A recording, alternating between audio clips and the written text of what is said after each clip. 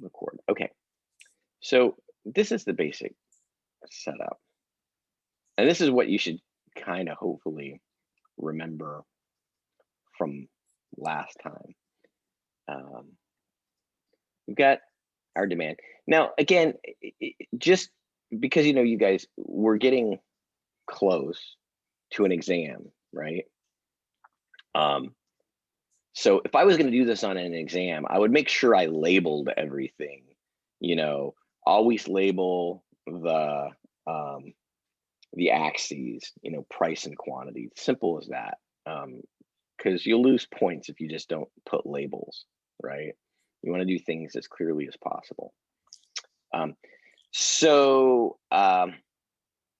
Devara and Vilnek, does that look good? Right, so far? Yes, yes. But you can see demand and supply. And then we come in with a price ceiling, right? There. Okay.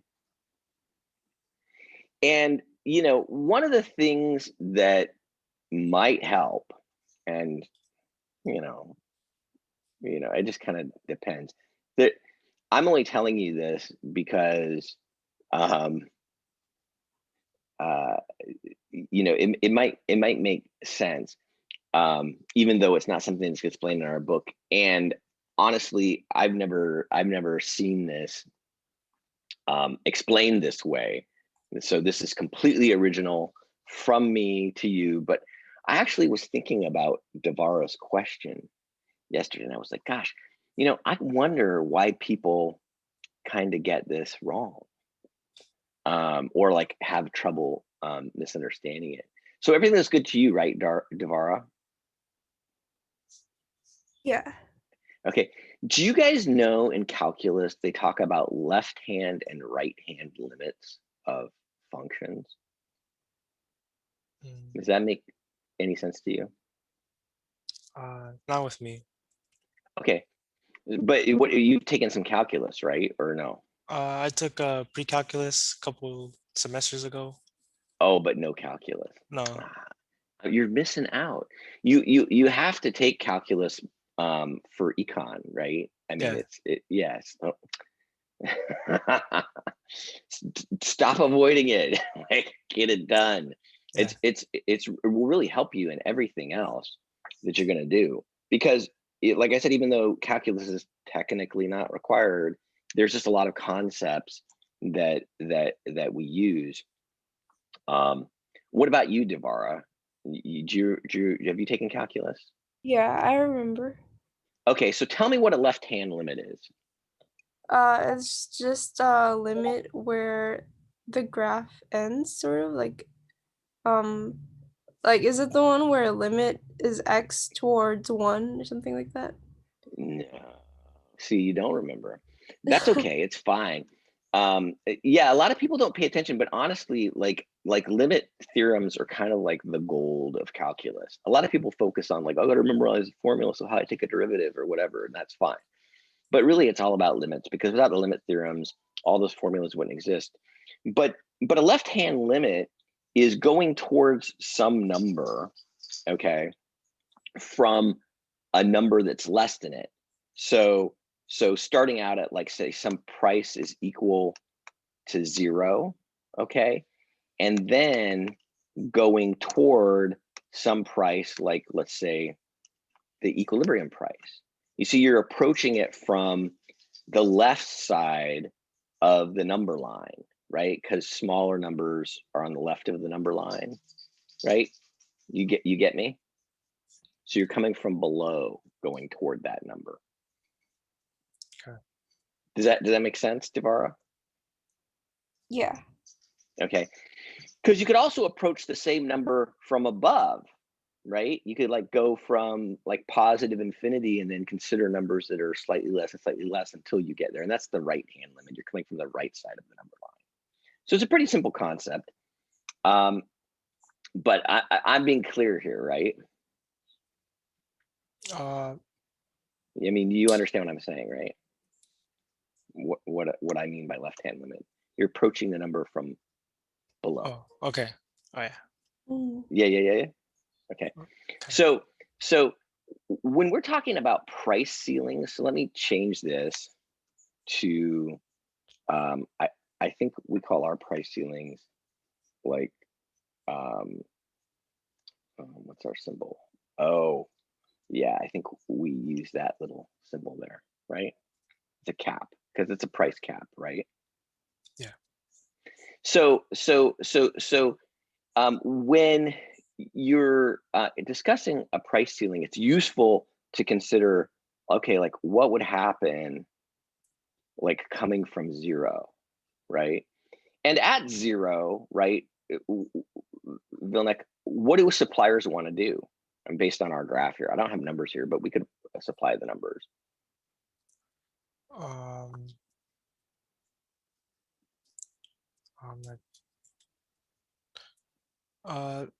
Can you ask the question again, please? Yeah. So at a price of zero,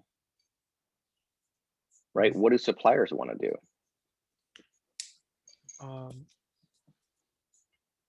They want to sell at the equilibrium price? No, at a price of zero, they don't want to sell anything. Okay. Right? I mean, you're a seller, right? I offer you a price of zero. How much do you want to sell? I'm going to pay you zero. What are you going to give me? Do you see? Walk into a store and offer nothing for something. And the seller's going to say sorry, right? Yeah. I mean, I'm just being, I mean, economics is supposed to reflect reality, but that should be the reality, right? Yeah. And what about you, Devara? Do you see what I mean? Yeah, I do. And then at a price of zero, what do buyers want to do? They want to buy. Buy what? How much? You have to get the quantity demanded. They want to buy as much as possible. I mean, right? Yeah. So and then here at lower prices, how much do sellers want to sell? And how much do buyers want to buy? I would sellers like to sell more at lower prices. Well, more than what? More than zero. Yeah. Right. But they want to sell a little bit. Right. That's what the graph says. And at a high price, way up here, sellers want to sell a lot. Right. So you always have to use price, and whatever the price is, you have to look at the quantity supplied and the quantity demanded, and you have to figure out if there's excess supply or excess demand. I mean, I know that you all, and I think this is fine, and by you all, I don't mean everybody in the class, but like most, a lot of students, you want to look at the math models and you want to like divorce it from reality. I'm not saying that's what you're doing here, but if you just think through it, the graph and the equations should describe something most of the time that makes sense. There are some subtleties, you know, talking about particular things, but here, right, the orange line is our price ceiling, right? And in our example that we pulled up this morning, it's a price of 4, because I remember that. But at a price of 4, Vilnek, how much will sellers want to sell? They want to sell more, right? Well, yeah, but can you see it on the graph? Can you point me? Is it over here or there? Where am I? They will want to sell where the what and the what intersect? with the supply curve and demand curve intersect. They want to sell here at this price?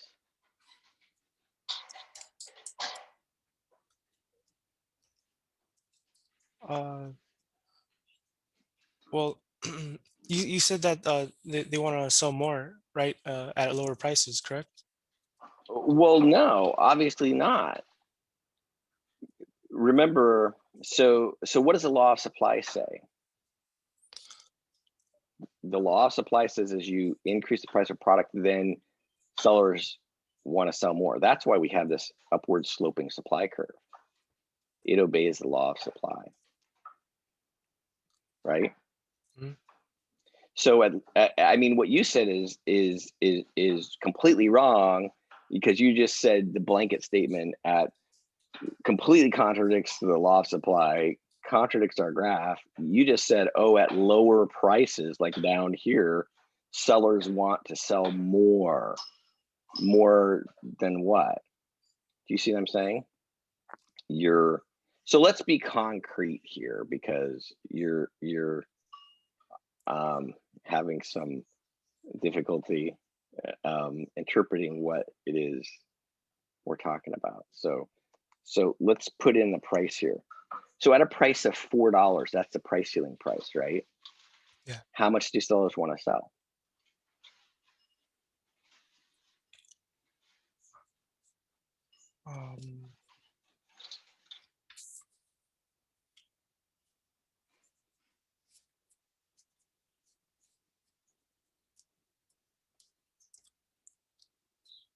Um, I'm not. I'm not Do you sure. want to help? Do you want to help, Devara?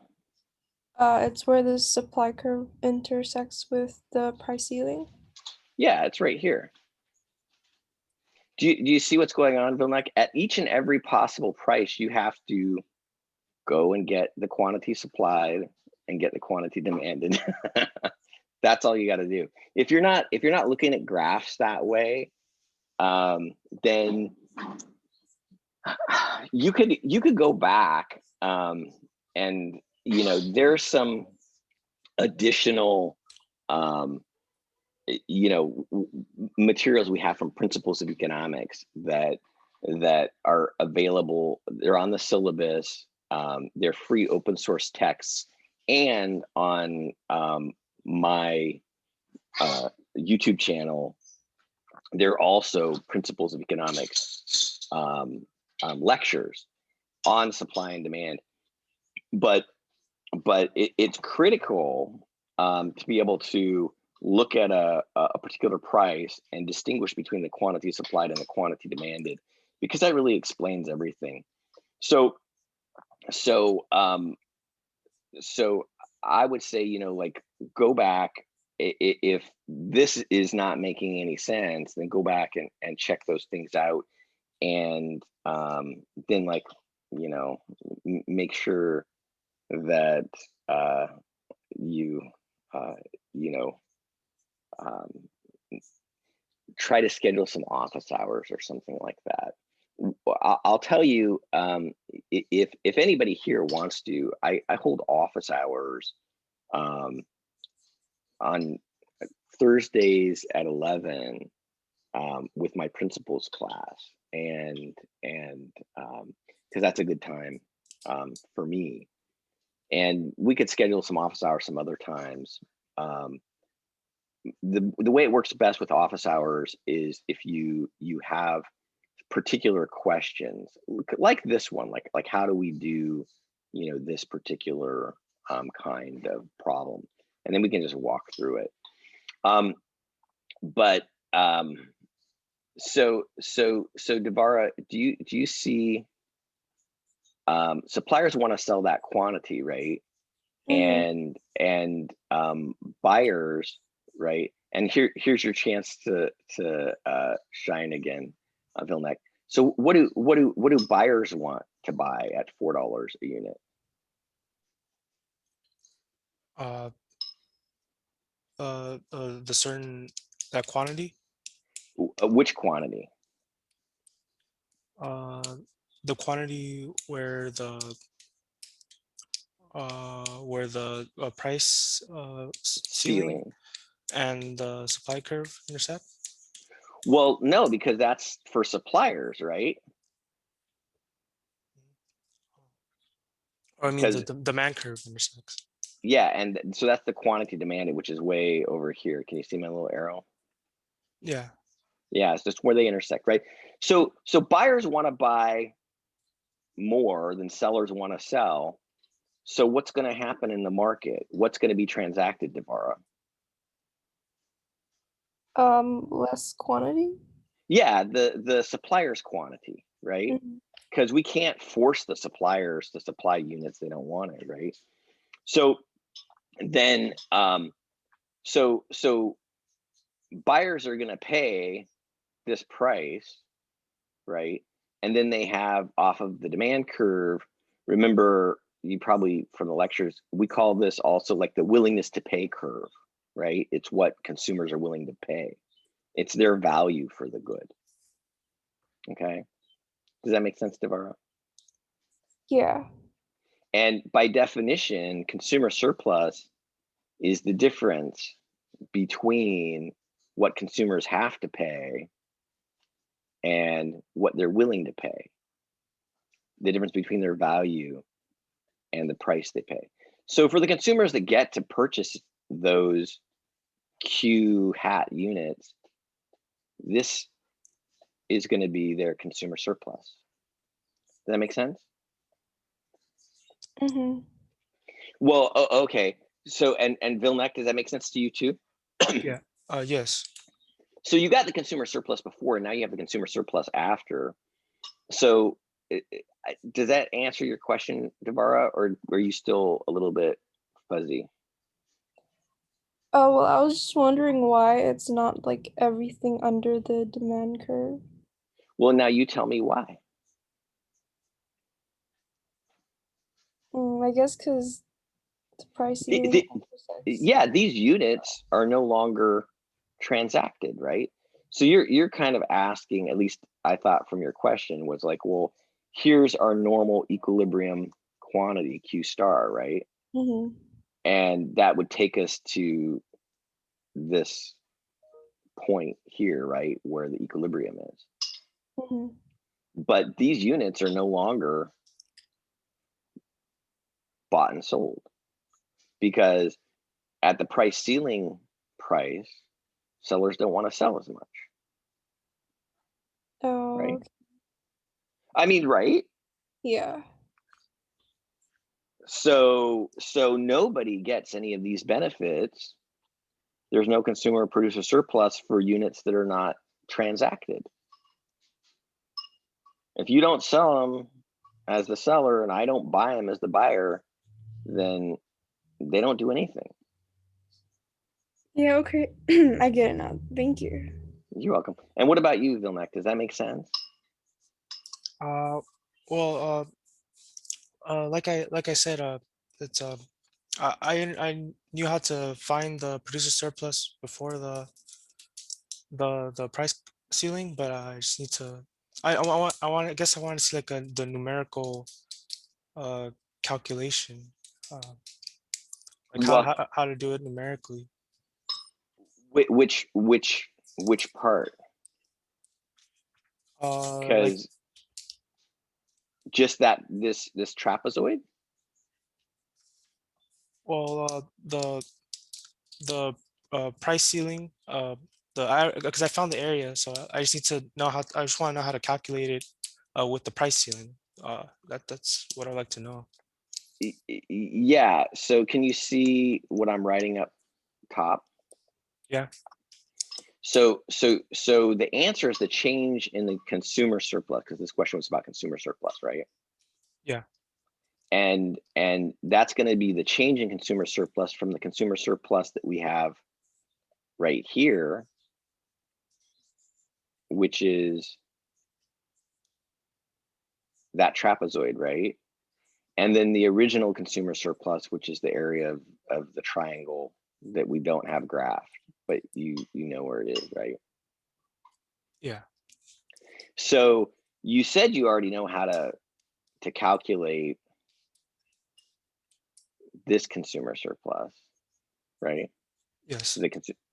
But then the only other thing that's missing is the consumer surplus with the little hat on it, the consumer surplus under the price ceiling. So I'm just trying to save us a little bit of time and figure out, like which, because I can do all the math like pretty quickly on my own, but it has to be that there's something that you don't follow about like one of the calculations. So I'm trying to figure out what is your specific misunderstanding, and then so is it this area you don't know how to calculate, the trapezoid? No, I think so.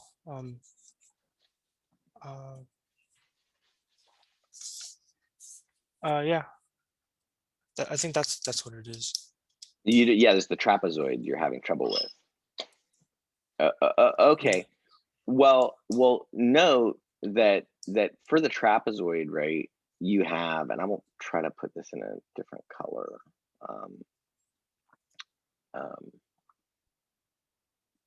Maybe I can do it this way.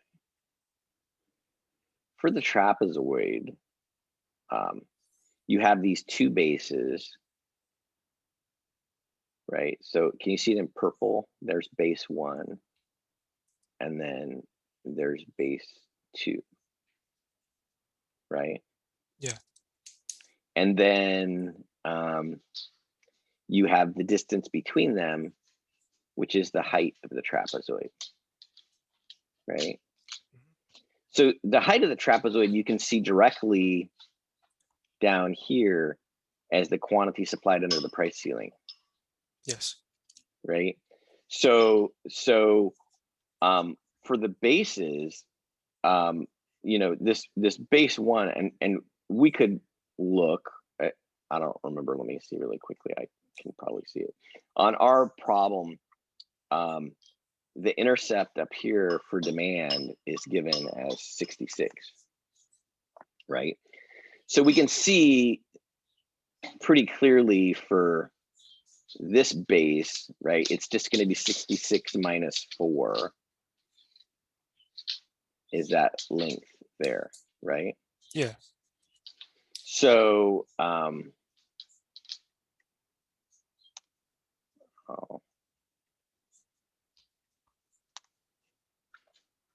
so I'll go ahead and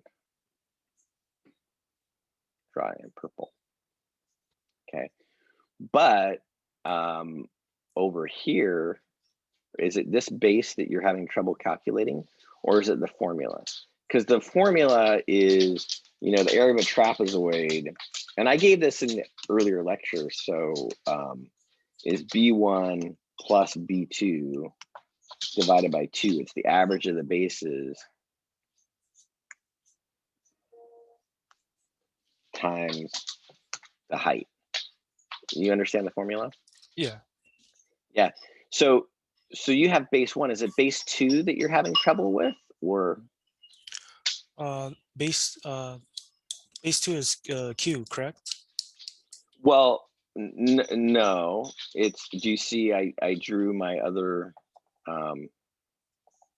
over here. You see that? The 2-headed purple arrow. That's base 2 right there. Do you get it? Or no? No, well, I guess I would just, no, I don't think I do. Not yet. Okay. So there's base 1 and there's base 2. Can you not see the trapezoid, or? Yeah, I see the trapezoid. So I'm going to try to draw another. So we have our trapezoid. I'm just going to draw it over here. It looks like this.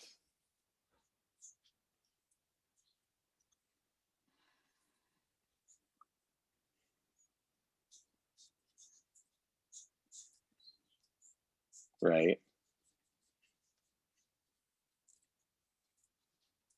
And there's base 1. And over here is base 2. And there's the height. Does that make sense? Yeah. So which base can't you see?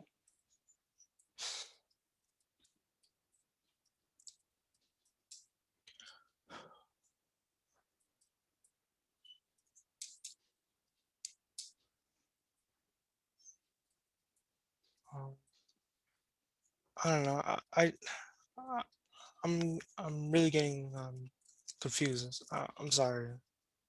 Yeah. Well, I mean, I you know, if you can't tell me what what you don't see, do you see how the a figure on the right is the trapezoid like drawn all by itself, right? Yeah. And the only difference is, and maybe it'll even help here, is like, right, I just didn't color the inside of this, right? So Um.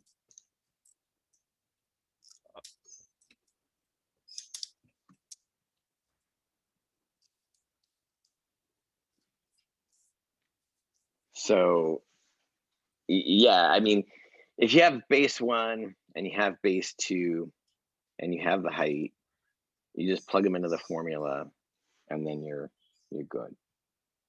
Okay. So I'll tell you what, let's see,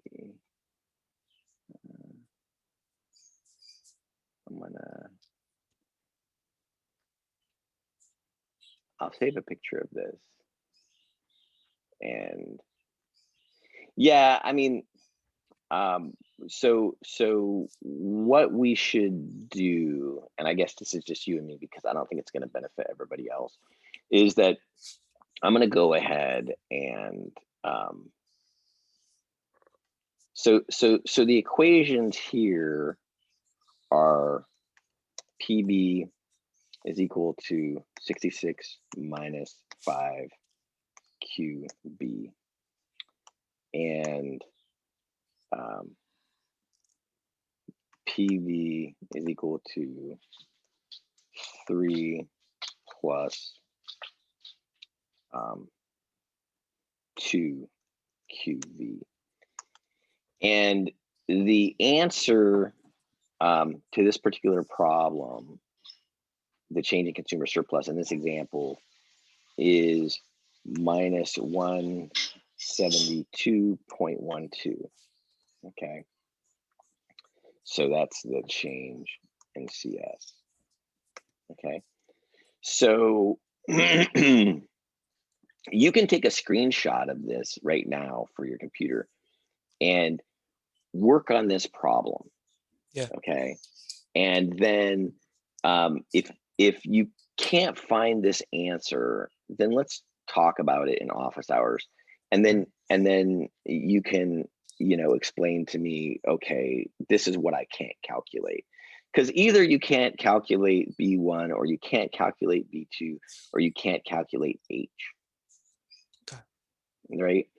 And just remember, I mean, you already said this, so ultimately the change in consumer surplus is the difference between the consumer surplus at the market level, which you said you can already calculate, so I'm not worried about that one.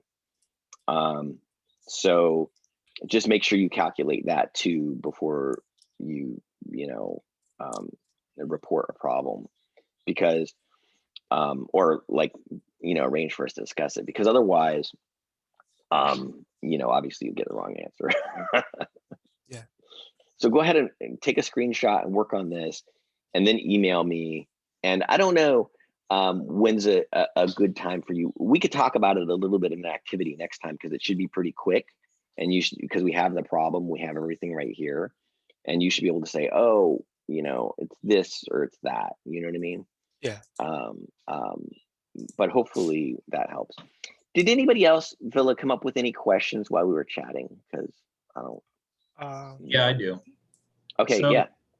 So what we're calculating here, the DCS, that's the blue shaded area, right?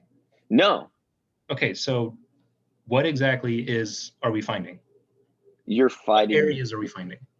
Well, the see the consumer surplus with a little hat on it? Yeah. That's the area that's shaded. Okay. And you see And the CS star surplus is the area of the triangle above equilibrium but below demand, right? for the market, yes. Yes. Yeah. Okay. So, Professor, this problem gave me a lot of trouble as well, and I know others have the same issue. My ignithium doesn't match what. Oh, so you calculated this? Yeah. But the answer on ignithium was off. Okay. Yeah, it was a bit. It might have been a calculation error because I thought I had that same problem, and then I just kept hammering through it, and I eventually got the correct answer. Okay. Well, you know what? Honestly, so there are a couple of issues, and just to kind of like clear things up as much as we can. One is, every once in a while there's a rendering error on ignithium, and you have to be aware of that. So who was asking the question before that said they couldn't get it quite right? I can't see the names right now. It was Russell. Russell. Yeah, so Russell, you got to check you have, a good looking, set of equations to work with. But I'm assuming that wasn't the problem in your case. Am I right? You didn't end up with like zeros or double negatives or anything like that. No, Right? and this homework Right. assignment, every single equation except for number 1 on my homework was exactly the same. I had the exact same demand. Yeah, so everything worked, right? So Yes. it's not something like that. Well, yeah, well, we can just calculate it, but so you're saying in the end you never were able to find your right answer, right? No. Okay, so why don't we do this? Okay, we have these set of equations and we all agree that they're like fine, I guess. And I think that they should work out just fine too. So why don't you tell me, Russell, what is the consumer surplus at market equilibrium? I'll put you in charge of that, and you and Vilnek. For this equation here? For this equation here, yeah. So you guys have to calculate the equilibrium price, equilibrium quantity, and then tell me consumer surplus. Right. And then we'll put Devara and who was the other person who said they hammered through it? I did. Who was that? Noah. Yeah, because I can't see the names right now. All right. So you and Devara calculate the consumer surplus that we have highlighted, and let's just see. Okay. So I'll give you guys like 5 minutes. Okay. Okay.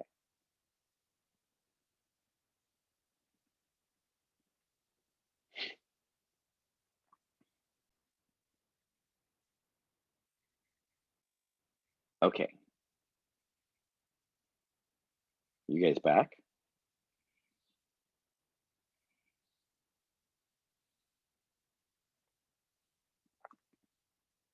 Can you hear me? Yes. Yeah. Okay. So so Russell for group number 1, what did you get for CS star? I got 202.5. 202.5. And is that what you got also? So Vilnek? Yes. Okay, so I'll assume that's right. So CS star equal to 202.5. And what about CS hat? What do we get for that? I got 30.375. Same. 30.375. Okay. And so the difference?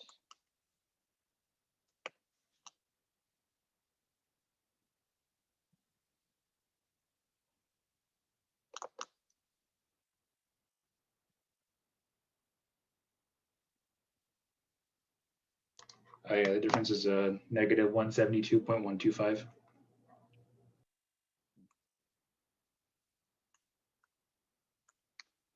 Are we satisfied? Yeah, I'll reference my homework again and I'll see if I can figure it out. Yeah, you know, I want to tell you up front, like this particular problem, and I always kind of, you know, and again, it's worth practicing on these types of problems when you know, you're practicing like for the exam, because you may be called upon to do something like this.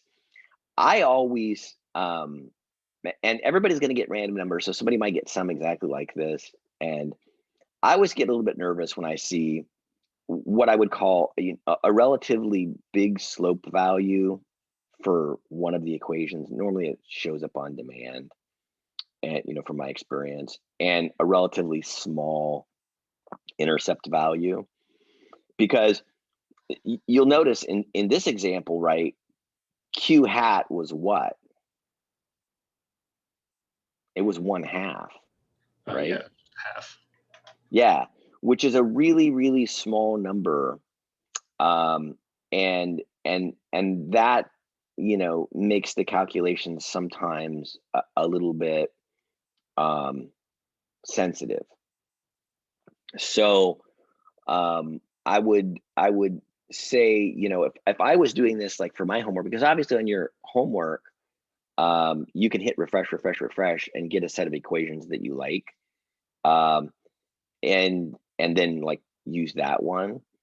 You know, I would, you know, be happier with like a bigger intercept value and a relatively smaller slope, because then I know I'm gonna get a bigger Q hat, and then I'm not gonna have like this super skinny, tall trapezoid. Now, technically speaking, and you guys proved it, right? It worked out just fine, and there's, you know, not much error here at all. But just kind of like as a, you know, like making your life easier, that's the way I would do it if it was me. You know, when the numbers are random the way that they are, again, you have to bring a little bit of knowledge to the problem, meaning that, you know, at this point in time, you all should know what demand and supply are and feel comfortable with that. So if you end up getting numbers that are like this, you know, your calculations can look a little bit strained when you're really dealing with, you know, numbers that are really close to one another and stuff like that. But apart from that, you know, as just general advice, you all did an excellent job, and I'll giving you applause. You should give yourself applause. Good job to everybody. And yeah, go back. Was it Russell said you want to go back and check your work and then see? Yeah. Yeah, because it could be there's something a little bit odd about your problem, and you know, yeah, I'm curious. Maybe you can report back to us next time we get together and sure. talk about this. Yeah. My answer Okay. is positive. This one's negative. Is this supposed to be negative? It should always be negative. Well, no, I take no. Wait. I take it back. It back. I'm a liar. It could be positive or negative. Usually it will be negative. And it's I talked about this last time. I don't remember if you remember in the lecture last time, we did talk about this stuff, and what I said is you know, some consumers do better off the people here, they're getting the same good at a lower price, but a lot of people are losing out who used to be able to purchase the good. So overall, here we can see the consumers are worse off. It is possible, and I would think in that case, you would probably have a demand curve that was relatively flat, and a supply curve that was probably relatively flat too, or maybe it's super steep. But you could have a situation where the consumers that end up being able to still purchase the good under the price ceiling are so much better off. And you can see kind of like, and I showed you guys this before, and I'll try to highlight it here now. Right, you can see where consumer surplus would have been. You see I put in that brown line there. I just drew it out so it was highlighted. Do you see that, Russell?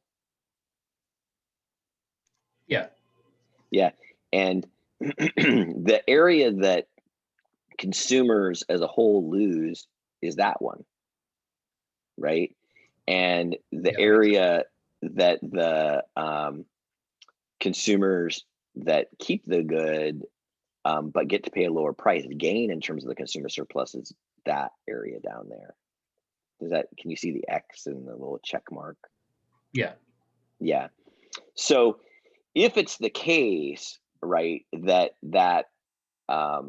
area that is the additional area here, right, this little rectangle, if the area of this rectangle is bigger than the area of this triangle that represents lost consumer surplus, then the change in consumer surplus could be positive. Usually it'll be the case that, I